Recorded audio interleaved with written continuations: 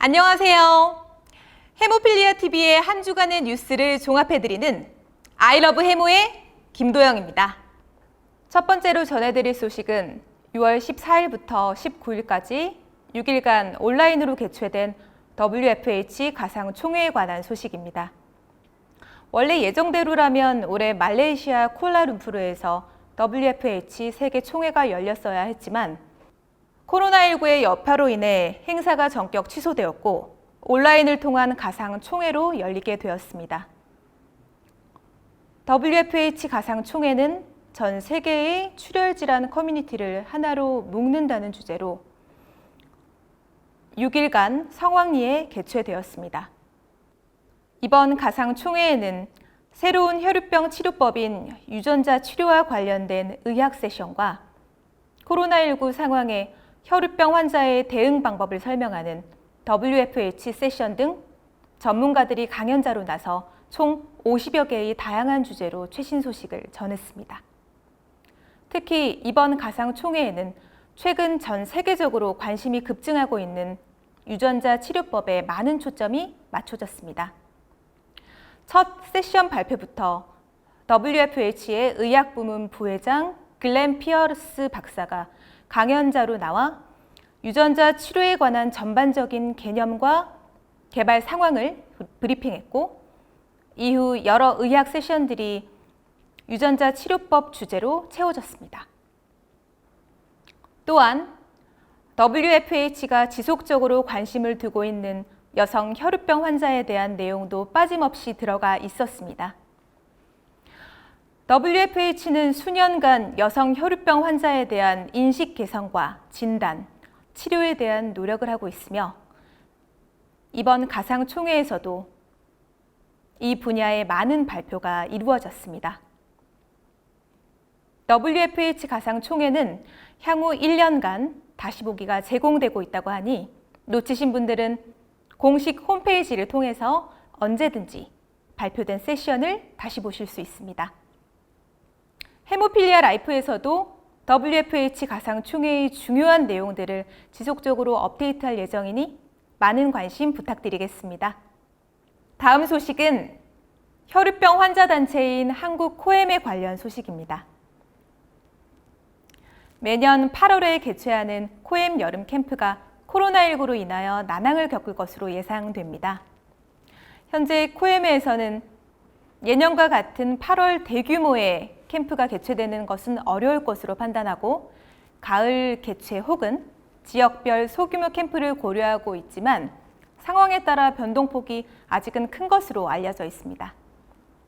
이런 가운데 일부 지회에서는 8월 지회 캠프를 공지하거나 가을 캠프를 준비하고 있는 것이 관측돼 코로나 시기에 맞는 새로운 형태의 공동체 활동에 대한 고민이 계속되고 있다는 것을 알 수 있었습니다. 혈우 환우라면 누구나 손꼽아 기다리는 코엠 캠프인 만큼 코로나19가 빨리 잠식되어 좋은 소식이 들려왔으면 좋겠습니다. 한편 코로나19로 전국의 지회 모임과 행사가 일시 중지된 가운데 처음으로 대전 충남 지회가 지난 20일 용인 에버랜드로 지회원들과 함께 5월에 가지 못했던 가정의 달 행사를 다녀왔습니다. 코로나19의 확산이 걱정되긴 했지만 지회원 모두가 생활 속 거리 두기를 잘 지키며 가족 단위로 지회 나들이를 건강하고 즐겁게 마쳤습니다. 대전 충남지회 박한진 지회장은 앞으로도 코로나19의 상황을 보면서 모임의 개최 여부를 결정하겠다고 말했습니다.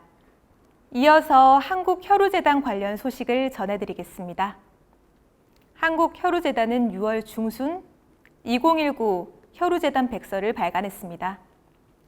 혈우재단 백서는 국내 혈유병 환자의 등록 현황과 관련 통계를 집계한 연간 자료로서 국내 혈유병 연구와 발전에 기여하고 있는 의미 있는 자료입니다. 이번 2019 혈우재단 백서에 따르면 2019년 말 기준 재단에 등록된 혈유병 환자의 수는 2,509명으로 혈유병 A와 B는 증가폭이 다소 줄었지만 폰빌레 브란트 질환과 기타 응고인자 질환은 다소 증가폭이 커져 우리나라에도 소위 혈우병 선진국형 통계 변화가 일어나고 있는 것을 확인할 수 있었습니다. 한편 한국혈우재단은 이 백서의 내용을 토대로 WFH의 연간 글로벌 설문조사의 통계 자료로 보내 전 세계 출혈 질환 통계를 취합하는 데 역할을 하고 있습니다. WFH가 발간하는 2019 글로벌 설문조사는 올해 연말 만나보실 수 있습니다. 사노피 젠자임사는 올해 3월 처방을 시작한 구인자 반감기 연장 혈우병 치료제 알프로릭스에 이은 8인자 롱액팅 혈우병 치료제 엘록테이트의 런칭 심포지엄을 온라인으로 개최했습니다. 혈우사회 내 처음으로 시도된 온라인 런칭 심포지엄은 강동 경희대병원 박영실 교수와 사노피 젠자임 희귀혈액 질환사업부 이영주 상무, 신효선 이사가 스튜디오에서 라이브로 세션을 발표하고 기자들이 이 라이브 사이트에 접속해 질의응답을 주고받는 형식으로 진행되었습니다. 사노피 젠자임 측은 기자 간담회를 통해 엘록테이트의 반감기 연장 효능과 임상에서의 우수한 치료 결과를 설명했으며 주사 빈도가 낮아짐은 물론 관절 건강의 개선까지 이룰 수 있었다고 발표했습니다. 특히 2, 3일에 한 번씩 맞아야 했던 기존 치료제와는 달리 최대 5일에 한 번씩 투여가 가능해 혈우병 환자가 삶의 질을 크게 향상시킬 것을 기대할 수 있다고 전했습니다. 마지막으로 전해드릴 소식은 호주에 본사를 둔 글로벌 바이오 제약사 CSL 베링이 유전자 치료제 전문 회사인 유니큐어로부터 혈우병 비유전자 치료제 라이선스를 취득했다는 뉴스입니다. 지난 24일 CSL 베링은 유전자 치료제 AMT-061에 대한 독점적 개별 판매 권한을 유니큐어로부터 20억 달러에 이전받기로 협의했다고 언론을 통해 전했습니다. 유니큐어의 AMT-061은 아데노 연관 바이러스를 전달 매개체로 이용해 혈우병 비환자의 간에 정상 응고인자 생성 유전자를 삽입하는 치료법으로 현재 글로벌 3상 임상이 진행 중에 있으며 3년차 연구 결과에 따르면 9번 응고인자 수치가 50% 가까이 유지되고 있어 기대감을 높이고 있는 유전자 치료제입니다. 한편 CSL 베링은 올해 초 국내에 CSL 베링 코리아 법인을 개설하고 혈우병 8인자 롱액팅 치료제 앱스틸러와 9인자 롱액팅 치료제 아이델비온의 도입을 위한 본격적인 활동을 시작하는 등 국내 혈우병 치료제 경쟁을 뜨겁게 달굴 것으로 예상되고 있습니다. 지금까지 아이러브 해모의 김도영이었습니다. 다음 주에도 더 새롭고 참신한 소식으로 찾아뵙겠습니다.